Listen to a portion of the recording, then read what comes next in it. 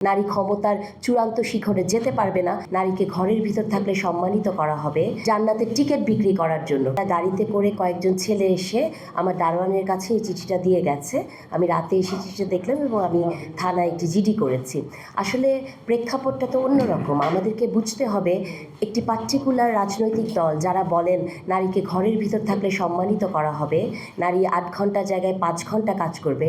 আমাদের এখন সময় এসেছে এটা বোঝার যে এটি আসলে বিশাল একটি ফ্রেমওয়ার্কের অংশ, যেখানে তারা চায় যে নারীরা একটি আলাদা স্পিসিস হিসেবে বেঁচে থাকবে, কখনোই মেইন স্ট্রিমে আসতে পারবে না। সেই জায়গা থেকেই এই ঘটনা আমার প্রতি আজকেই প্রথম নয়।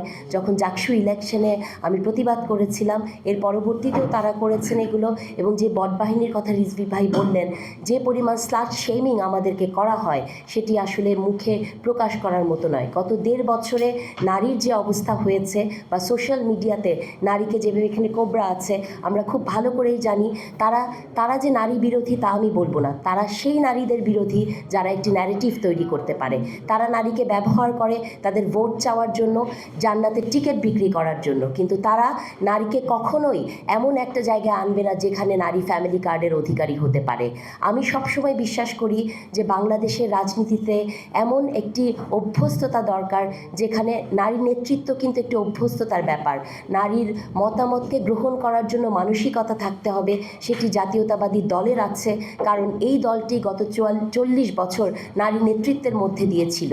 কিন্তু আর একটি রাজনৈতিক দলকেও আপনারা দেখাতে পারবেন না যারা নারীর বয়ানকে সহ্য করতে পারে। আমি মনে করি গত পরশুদিন একটি অনুষ্ঠান হয়েছিল জাগো ফাউন্ডেশনে, সেখানে আমি বিএনপির প্রতিনিধি হিসেবে 51 জাগরণে কথা বলেছি।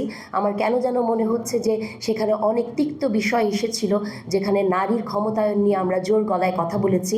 হতে পারে এটি সেটিরই একটি প্রতিফলন। আমি বিশ্বাস করি জামাতের আমিরের যে বক্তব্য, যে ইন্টারভিউটি উনি আল জাজিরাতে দিয়েছে, এটি একটি তার কন্টিনিউশন। এটি এইভাবে করে একটি দল যখন বাংলাদেশের মতো গণতান্ত্রিক একটি দেশে প্রকাশ্যে বলে যে তার দলে কোনো দিন নারী ক্ষমতার চূড়ান্ত শিখরে যেতে পারবে না, এটি আমাদের জন্য সবচেয়ে গুরুত্বপূর্ণ মুহূর্ত। বাংলাদেশের আর 10 দিন পরে ইলেকশন, আমাদেরকে মাথায় রাখতে হবে নারীরা কাদেরকে ভোট দিবেন। তারা অনেক ধরনের লুক্রেটিভ বিষয় আমাদের সামনে আনছেন, নারীদের কর্মক্ষেত্র কর্মসময় কমিয়ে আনার কথা। আমি আশা করব বাংলাদেশের সচেতন নারীরা যাতে এই প্রলোভনে পা না দেয়, তারা যাতে চিন্তা করে যে নারী কোথায় নিরাপদ। আমরা নারীরা এই মুহূর্তে নিরাপদ নই।